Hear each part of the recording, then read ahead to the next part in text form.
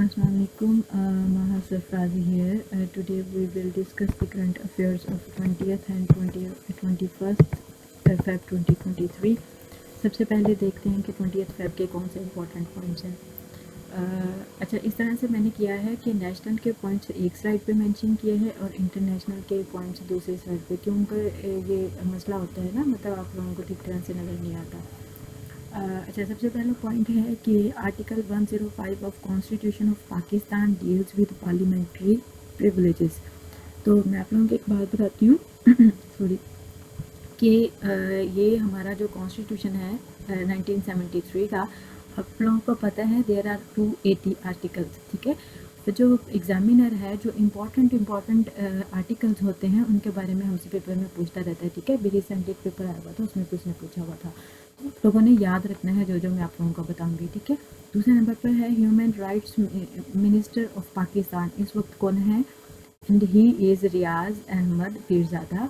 उसके बाद है care taker CM KPK, chief minister KPK के कौन है, मोहम्मद आजम खान। उसके बाद है international mother day is celebrated on 21 Feb, ठीक है, आज। उसके बाद है DGISI कौन है, जनरल नदीम अहमद अंजुम। और ISI मैंने आप लोगों को बताया था इंटर सर्विसेज इंटेलिजेंस, और ये भी बताया था इट वाज एस्टैब्लिश्ड इन 1948, ठीक है, बताया था ना मैंने आप लोगों को। उसके बाद है दासू हाइड्रो पावर प्रोजेक्ट की कैपेसिटी कितनी है, वो है 4320 मेगावाट, ठीक है।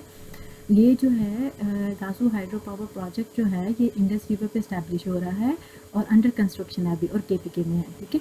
उसके बाद है IGP सिंध कौन है इस वक्त, वो है गुलाम गनी। अब हम इंटरनेशनल के पॉइंट्स देखते हैं कौन कौन से इंपॉर्टेंट हैं। सबसे पहले है managing director of World Bank and she is Christiana Georgia, she belongs to Bulgaria.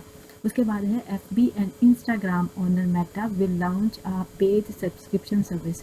अभी रिसेंटली FB ने और इंस्टाग्राम इन दोनों ने पेड सब्सक्रिप्शन सर्विस लेने का कहा है, ठीक है, फ्यूचर में। और फिर इस तरह का स्टेप मैंने आप लोगों को बताया था रिसेंटली, किसने लिया था, किस सोशल मीडिया ने लिया था, प्लेटफॉर्म ने, ट्विटर ने, मैंने बताया था ना आप लोगों को। तो आप लोगों ने ये याद रखना है, वो पूछ सकता है। उसके बाद एक फ़िल्म है everything everywhere all at once, ये रिसेंटली इसने एक अवार्ड विन किया है, हॉलीवुड डायरेक्टिंग प्राइज़, ठीक है। उसके बाद है which countries senior diplomat was ousted from AU summit. अच्छा, मैंने आप लोगों को बताया था पिछले लेक्चर के अंदर कि अफ्रीकन यूनियन का समिट हो रहा है इधर एडिस अबाबा इथोपिया के अंदर, बताया था ना मैंने आप लोगों को। तो ये वहाँ पर इसराइल की एक डिप्लोमेट थी, शी वॉज शरून बारले, इसको वहाँ से निकाल दिया गया था, ठीक है, आप लोगों से पूछा जा सकता है। उसके बाद है NBC news belongs to America. उसके बाद है AMX-10 जो है ये है फ्रेंच आर्मर्ड फाइटिंग व्हीकल। अच्छा, ये जो है फ्रांस ने रिसेंटली कहा है कि मैं यूक्रेन को दूंगा, ठीक है। उसके बाद है Roscosmos space agency belongs to Russia. और रशिया की मैं आप लोगों को एक मज़े की बात बताती हूँ कि यहाँ पर एक लेक बेकाल है, लेक बकाल जो है ये दुनिया की डीपेस्ट लेक भी है और क्लियरेस्ट लेक भी है, ठीक है, रशिया। और इसका कैपिटल क्या है, मॉस्को। उसके बाद है जिमी कार्टर जो है ये 39th प्रेसिडेंट थे US के। अब हम स्टार्ट करते हैं 21 Feb के, ठीक है। सबसे पहले हम नेशनल के पॉइंट्स कौन से हैं देखते हैं।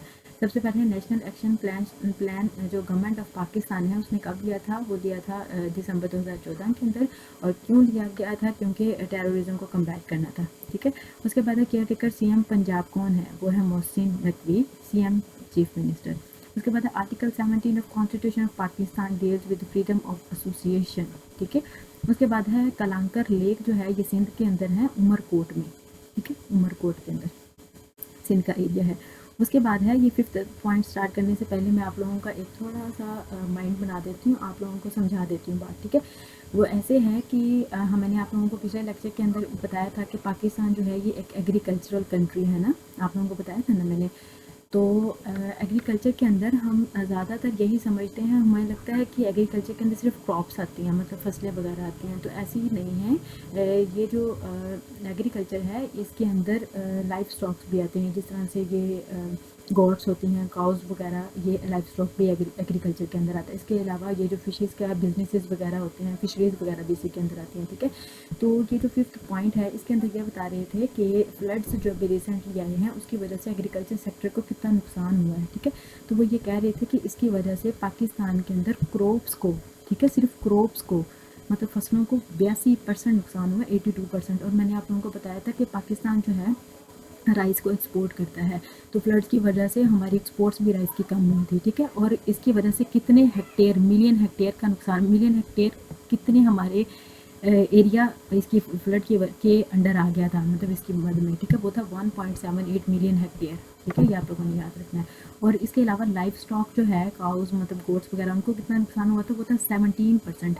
और कितनी लाइफ स्टॉक्स को नुकसान हुआ था, 0.8 मिलियन, ठीक है, ये मिलियन है। उसके बाद है 1% फिशरीज़ को हुआ था, ठीक है। उसके बाद है ये है Asian development bank. Asian development bank जो है ये 1967 के अंदर बना था, 1966 के अंदर, ठीक है। और इसने रिसेंटली $5 मिलियन का अनाउंस किया है हमारे जो फ्लड अफेक्टेड एरियाज़ है बलूचिस्तान के, उनके लिए, ठीक है। उसके बाद है कॉमर्स मिनिस्टर इस वक्त कौन है, वो है नवीद कम्बर, ठीक है। और उसके बाद है इंटरनेशनल के कुछ पॉइंट्स। इंटरनेशनल के पॉइंट्स में से सबसे पहले ये है कि रशिया ने यूक्रेन को इन्वेड कब किया था, 24 फेब 2022, ठीक है, ये 2022 लिखा हुआ है। उसके बाद है जापान के इस वक्त प्राइम मिनिस्टर कौन है, वो है फूमियो किशिदा, ठीक है, ये आप लोगों को पता होना चाहिए। उसके बाद है KCNA न्यूज़ एजेंसी किधर से बिलोंग करती है, नॉर्थ कोरिया से, ठीक है। उसके बाद है दी क्रॉस पेंटेंसी इनिशिएटिव, एक अभी रिसेंटली रिपोर्ट आई है, उस रिपोर्ट के अंदर ये कहा है उन्होंने कि ये जो चाइना और USA के अंदर जहाँ पर इंडस्ट्रीज़ वगैरह लगी हुई हैं, they are most vulnerable to climate change, मतलब क्लाइमेट चेंज की वजह से जो फ्लड्स वगैरह आते हैं वो उनके अंदर आ सकते हैं, ठीक है। ये आप लोगों ने याद रखना है, इंपॉर्टेंट पॉइंट है। उसके बाद है स्वीडिश फॉरेन मिनिस्टर कौन है, वो है तोबियास बिलस्ट्रॉम, ठीक है। और हमारे फॉरेन मिनिस्टर कौन है इस वक्त, वो हम सबको पता है, बिलावल भुट्टो। फिर उसके बाद है US एम्बेसडर टू UN, ये है लिंडा थॉमस ग्रीनलैंड, ठीक है। उसके बाद है सीरियन प्रेसिडेंट जो है वो है बशारुल असद, ये रिसेंटली गए हुए थे ओमान के अंदर। अच्छा सॉरी, मैंने ये 6 पॉइंट मिस कर दिया है। प्रेसिडेंट ऑफ ताइवान जो है ये है साई इंगवेन। इनकी इस तरह से न्यूज़ आई हुई थी कि चाइना के डिप्लोमेट जो हैं ये रिसेंटली विजिट पे गए हुए हैं ताइवान के अंदर, ठीक है। और 7 पॉइंट दोबारा से देखने, US एम्बेसडर टू UN वो है ग्रीन फील्ड। फिर उसके बाद सीरियन प्रेसिडेंट जो है वो है बशार अल असद, और सीरिया का क्या कैपिटल है, दमास्कस। उसके बाद है प्राइम मिनिस्टर बांग्लादेश की इस वक्त कौन है, वो है शेख हसीना, ठीक है। आज के लिए इतना ही था, मेरे लिए दुआ करिएगा। थैंक यू सो मच, अल्लाह हाफिज़।